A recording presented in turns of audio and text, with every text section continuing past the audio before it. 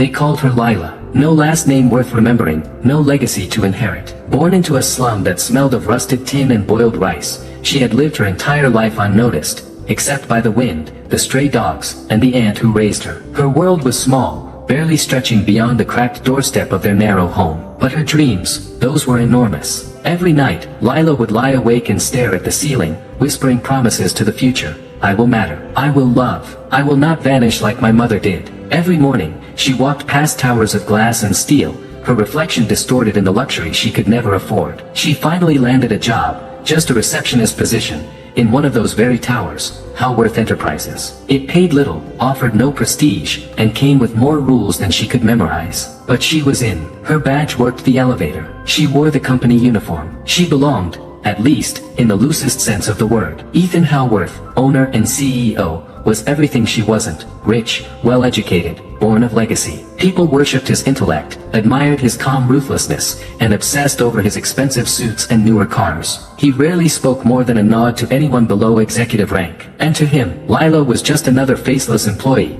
a background blur in the machine of his empire. She never expected anything from him, not even kindness. So, when he brushed past her without eye contact or addressed her as, "You there," she flinched but moved on. She knew her place, or thought she did. But destiny doesn't recognize social ranks. The turn began subtly. Lila, meticulous by nature, noticed a discrepancy in quarterly reports one evening. She wasn't meant to see those numbers. They were left behind on a shared printer by mistake. She hesitated, then flipped through the sheets, her brow furrowing as she cross-referenced them with reports she'd filed weeks before. Something was wrong, intentionally wrong. She stayed late that night. Quietly, discreetly, she pulled digital files, checked timestamps, and tracked unauthorized edits. The same anomalies appeared across multiple reports. Someone was sabotaging Howworth Enterprises from within. She had no proof, only pattern. And she had no authority to raise alarm. But she acted. Lila restored the original documents, rewrote the corrupted data, and left no trail, only corrections that no one asked for. She thought that would be the end of it. It wasn't. The next week, Ethan stormed through the office in fury. Their merger with a foreign tech firm was on the brink of collapse because of those corrupted reports. But someone had fixed them, quietly, without recognition.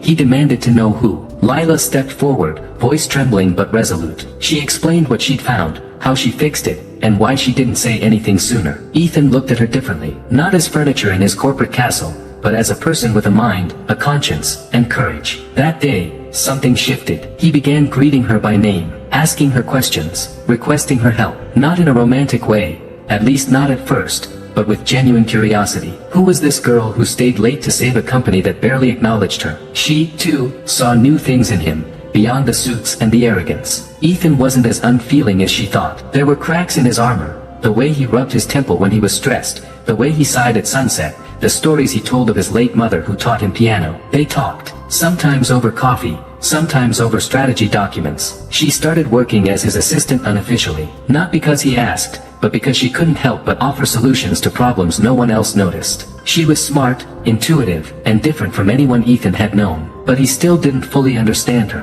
One evening, after weeks of partnership, he asked her to attend a company gala as his date. She declined, not because she didn't want to go, but because she didn't want to be seen as that girl, the poor woman clinging to a rich man's suit for relevance. She needed more than a pretty dress and a photo on page 6. And yet, the bond between them only deepened. Ethan found excuses to be near her. Lila tried not to get pulled in too deep, but his gaze lingered too long, his words too carefully chosen. Eventually, one quiet night in the penthouse lounge of the office building, he looked at her and said plainly, "I want you in my life, permanently. Will you marry me?" Lila smiled, and then she said something that left him speechless. Marriage isn't about timing or power or benefits. It's not a press release. It's two people choosing each other, deeply and daily. I need us to earn that first, through struggle and joy. Not for what we gain, but for what we give. If you truly love me, then let's grow together. And if we still feel the same after the storms, then ask me again. Ethan agreed. More than that, he admired her even more. And so, they lived as partners, not by law, but by love. They fought hard battles in the company together. Victor Atwood, Ethan's cunning business partner, grew suspicious of Lila's influence. He saw her as a threat, not only to the company, but to his grip on Ethan. But Lila and Ethan were unstoppable. Months passed, and they thrived both professionally and personally. And then came the news that changed everything. Lila was pregnant. Ethan wept when she told him, not from fear or pride, but because, in that moment, He knew he would finally have a family not built on wealth, but on love. Their daughter, Anna, was born on a summer morning full of light and hope. With her father's eyes and her mother's calm spirit, she became their reason to keep building, keep fighting, keep loving. The world softened. Even the boardroom felt warmer. But shadows lingered. Victor, quiet all this time, was waiting. He knew Ethan's weakness now. It wasn't stock value or board votes. It was Anna. One day, just after Anna's 5th birthday, she walked to school like always. Lila held her hand at the crossing, kissed her forehead, and watched her skip through the school gates. She never made it to class. Victor's men were already waiting. In seconds, she was gone. No witnesses, no ransom note, just silence. When Lila realized, she collapsed on the sidewalk. Ethan raced to the school, then to the police. Days blurred into nights. Weeks passed, but no leads came. Only one truth echoed louder than the rest. Victor had stolen their daughter. Not for money, not for revenge, but for power. And as Lila and Ethan stood hand in hand on the edge of despair, one thing became certain. They would stop at nothing to bring her home. Their love had survived poverty, prejudice, corporate sabotage, and pride. Now it would face its greatest test, and the story had only just begun.